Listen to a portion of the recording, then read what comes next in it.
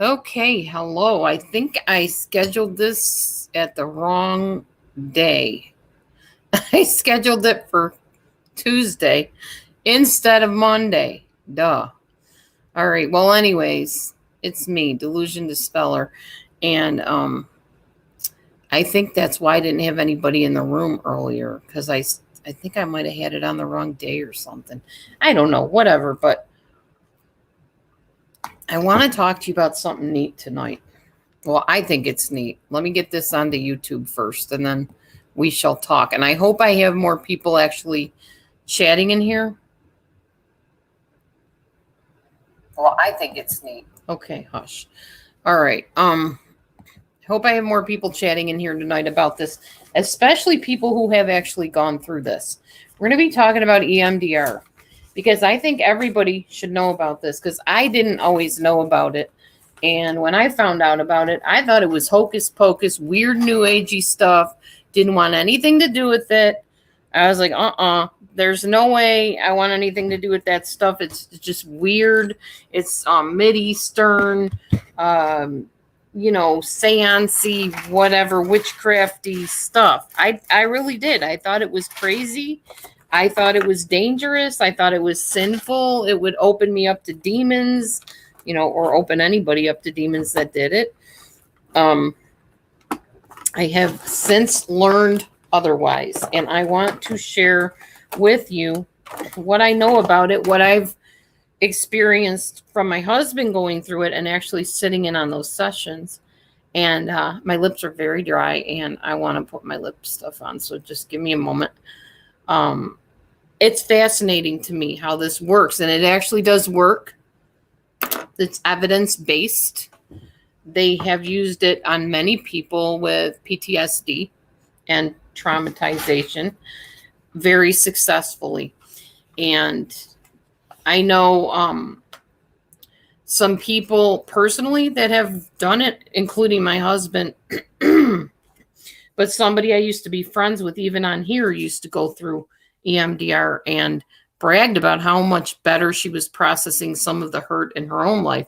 So I want to talk to you about what it is, how it works, maybe give you a few examples of some of the things they do in an EMDR session, because I figured this was much more worthwhile than sitting and gossiping about other creators or giving my opinion or shooting my mouth off about how I don't like this and I don't like that, whatever.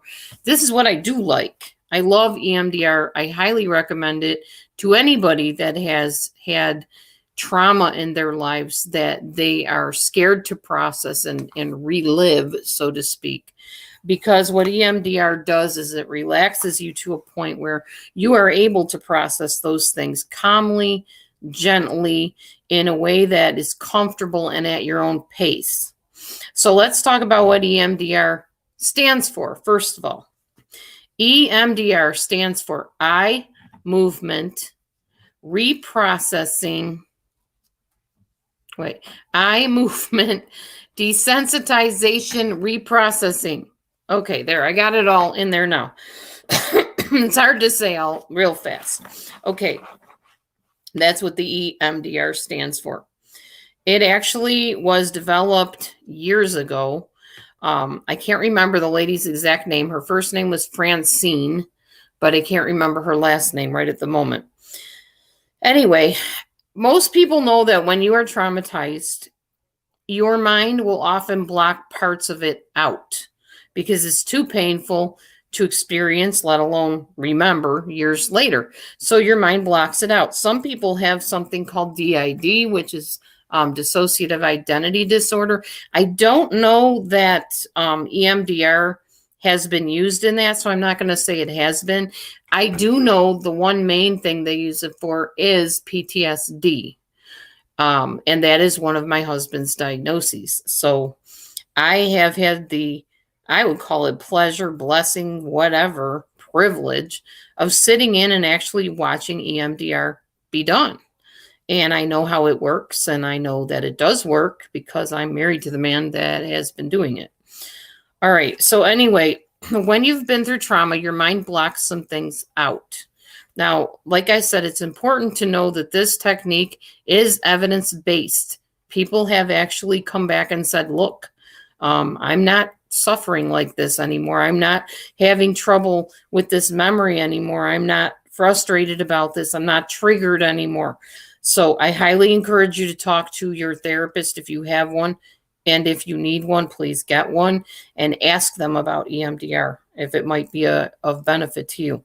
Okay. So what does eye movement have to do with it? Well, when you sleep, you go through something called rapid eye movement, REM sleep. And it is, I believe, like the first part of when you really go into that deep state of sleep. It's almost like a hypnotic type of state, I think. I'm not sure if you dream during REM, but I think you do. I'm not like a sleep specialist, so disclaimer here, I'm just telling you from my experience and my little lack of knowledge that I have what this is all about, in my opinion. So go and look it up for yourself, but I know that REM stands for rapid eye movement. And I know that in certain forms of hypnosis, there is rapid eye movement. If you've ever been to a hypnotist, and this is what spurred on this conversation tonight with me anyways. If you've ever seen hypnotism done, it is basically the same kind of thing. It puts you into a trance-like state where your eyes flicker because your eyes literally roll back in your head when you're entranced. I know a lot of people are probably flipping out right now going, oh my gosh, Dee Dee's talking about trances in there, and she says she's against witchcraft. That's a whole other ball game. We're not talking about that. I'm talking about the mind here and how when you are hypnotized, you are put into a trance state and your eyes do roll back in your head and flicker like that. Well, same thing with the EMDR to an extent. Your eyes are used in a similar way. Now, it's not just that your eyes roll back in your head and you look like some kind of a zombie freak or something. It's that your brain is literally reprocessing things or processing things while you're in that state of mind. What EMDR aims to do is put you into a relaxed state where you are not consciously accessing memories, but you are triggering the parasympathetic nervous system, which puts you in a calm and a peace and a less defensive fight or flight mode, because you don't want to try to relive a memory even mentally if you're in that mode of, oh my gosh, I got to get out of here, or I got to kill something or someone. You don't want to be in that mode when you're trying to remember painful things and reprocess them and heal from them and be able to, embrace them in a calm, safe way, if you will. So you're not going to be anxious while you're re-experiencing the trauma. Therefore, you're able to relive the trauma in a gentle way so that you then can think the thoughts that you had back then in a safe way. You can think and input other thoughts that are healthier for you, that will help you move forward in your life without being stuck back here in this pain and this fear and this terror that you're feeling from the things that you've been through. So basically, you're re-accessing past memories. That's the first part of it. Unprocessed memories, maybe some anger that was there that you never dealt with, some fears, some terror, things that hold you back in your present life. So that's the second part of it. Your present distresses, the things that make you maybe stay in bad relationships, for instance, or maybe cause you to be gravitating towards unhealthy relationships, or anger that you can be triggered like that and just go into a blind rage almost, those kind of things. And it also gives you positive coping ability for future events. So first, they're going to access the past memory, the things that traumatized you, one memory at a time. You do this over a long period of time, like 12 to 16 sessions usually. But what's interesting about EMDR is you have very rapid results a lot of times. Like even within a few weeks, you'll notice a difference. So It's very helpful. And this is how it's done. Okay. For those of you that have no clue and have never seen EMDR done or even heard of it, maybe there are several ways that they put you into this state. One is with a light. I've never seen the light thing, I don't think, done. Um, when I think of light therapy or like, using lights to help somebody reprocess trauma, I'm thinking of this old table tennis game that I had with a spring in it that used to go back and forth, and you had these little orange paddles that would bop the spring ball back to the other person. And I'm picturing it going back and forth. I imagine it's somewhat like that. Years ago, if you watch like old time hypnotists, they used a pendulum where they would swing it back and forth. I think I saw an episode of Gilligan's Island, maybe one or two episodes, where they did that. They held the little watch up and they would say, "You're getting sleepy." Do you guys remember that? Yeah, that's how they used to do it. I guess they still do somewhere. I don't know. But they use a light that goes back and forth like this, or sometimes diagonally like that. Another thing they can do is, and I've done this actually on my husband. When I first learned about EMDR, I said, let's try this. I was desperate. He was so triggered and he was so angry all the time. I'm like, if you're willing to do this, let's just do it experimentally. So we did. And I used my fingers to just go like this, back and forth in front of his eyes. And you have the person follow with their eyes. And after about a minute of doing that, that's when that trance type state, that hypnotic state, is induced. Okay. Now therapists do this, and he had a therapist that was doing it with him.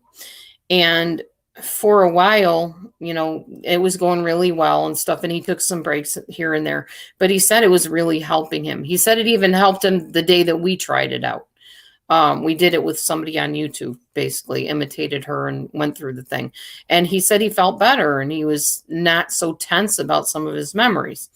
Well, I said, well, I want to, get you into an actual therapist who does it. So he had one. Unfortunately, with lovely COVID, which has shut everything down, he no longer has a therapist to do it for him. She's actually been transferred over to Iowa. And any other therapist that does it refuses to do it. They don't want to get in person with anybody to do it. It's not something you can really do over, a screen or anything like that very easily. I'm sure it can be done. I think a lot of therapists, because of lawsuits, don't want to do it that way. So he no longer has an EMDR therapist. So I'm going to resume doing it with him again. I've been spending all night tonight, literally taking 10 pages of notes. I'm going to go through exactly like the therapist did it, and I'm going to help him reprocess some of his painful memories, most of which we've already talked about anyway. Now, another way they do it is with an earphone, and that's what he did. He had an earphone, and he also had paddles in his hands that vibrated. It's called bilateral stimulation. It stimulates both sides of the brain back and forth, whether it's the fingers, the lights, or the earphones, or the vibrating paddles. It still kind of produces the same exact type of state of mind where you can go back and access those thoughts in a safe, peaceful way. So there's visual stimulation, auditory stimulation, and tactile stimulation. And sometimes they use more than one. I'll be using the fingers. I don't have a light. I don't have the auditory thing. I don't have the paddles he can hold, obviously. You can also tap the hands like this. Now, I don't have anybody's hands, but the therapist will go like this back and forth, sometimes tapping it more than once. I don't know the whole pattern with that. Therapists are trained in all that stuff. So that's pretty much what EMDR is. And it's basically where the person sits in front of you. You ask them how they're feeling, ask them to access a past memory, tell them to take some deep breaths, and then you walk them through the memory and you ask them what they're noticing, what they're feeling in their body, how a statement feels to them on a scale of 1 to 7. How true is this? Noticing everything like body sensations, colors, scents. Let's see, what else do they ask them? Smells, things like that. So it's all done through, it's a long, long process. It's done from breathing on out to all the way at the end where you talk to the person again and find out if the trauma experience has been reduced. So that is our latest endeavor. We have not started it yet. We're going to probably start it tomorrow because we cannot find any other therapist to do it. I've actually talked to his therapist, and we're actually still in contact with her. And she knows I'm going to help him with this. She's glad I'm going to help him with this because I'm actually the first one that did it with him. And it worked really well for us. So as I stated on one of my other live streams, when somebody had mentioned something about, I don't remember what it was. We need to realize that there are times in life, they say desperate times call for desperate measures. There are going to be times in life when you can't do what you're used to doing, so you have to find alternatives.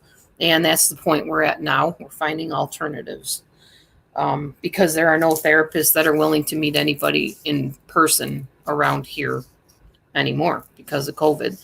And we've had a 250 person surge just in a day here in Illinois. So yeah, people are like real leery about getting together face to face in therapy sessions.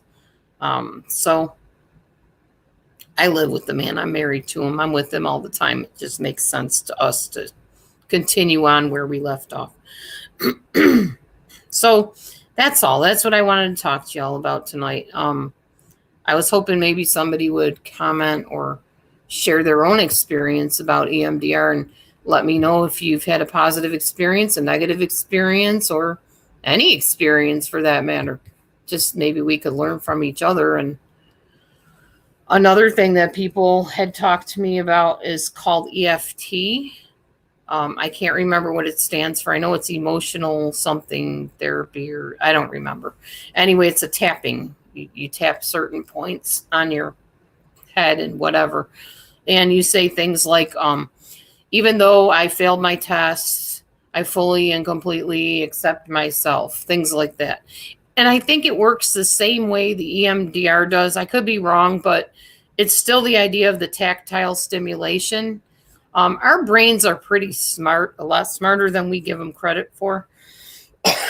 And when you do a certain tactile thing or a visual thing and you stimulate the brain in some way, it responds. And I think that's all there is to it. It's a response system. And I don't know, I find it very helpful. My husband finds it very helpful. And I just thought I would share. So anyhow, since nobody obviously is either awake or responding, I will go because I guess we're not going to have a live stream tonight. So enjoy this video, for what it's worth.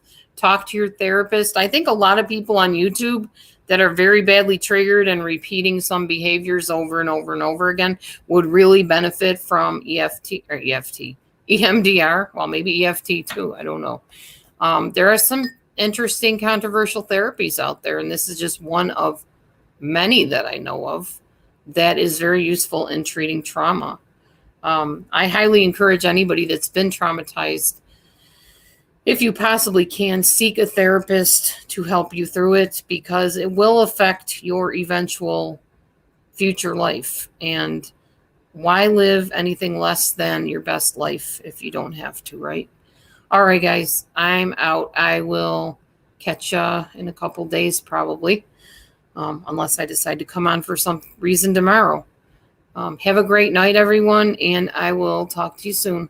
By the way, did you guys notice that a lot of comments are being turned off on people's videos? I don't know if it's because, if we restrict it to like 18 or older, they automatically do that. I don't know. I don't know what it is, but I noticed my comments keep getting turned off. So I'm going to go in and see if I can turn my comments back on in the settings. I don't know what's happening. Anyway, you guys have a good night, and I'll see you soon. Bye for now. God bless. Shalom.